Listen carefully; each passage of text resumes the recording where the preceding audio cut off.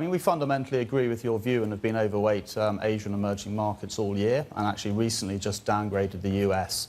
The spanner in the works is that Asia's done very well this year, and potentially earnings won't come through to the same degree. We've gone from had very, very low earning numbers to quite sort of high upgrades recently. So I think the consensus went from 12% to 18%. So earnings, we have to be very careful.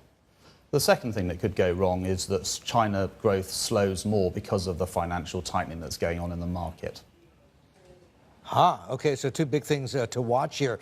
But let's talk about this. I mean, overall, when we think about EM Asia markets out here, essentially, these are the classic beta markets, right?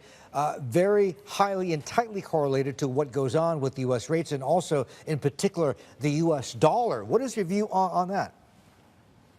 We've got a sort of flat view on the dollar versus emerging markets. RMB 6.9, roughly where it is now, and Asian currencies doing okay. The rest of EM currencies have had quite a good run. We expect the ruble will weaken from here. Mexican peso could well do as well, so could the ZAR.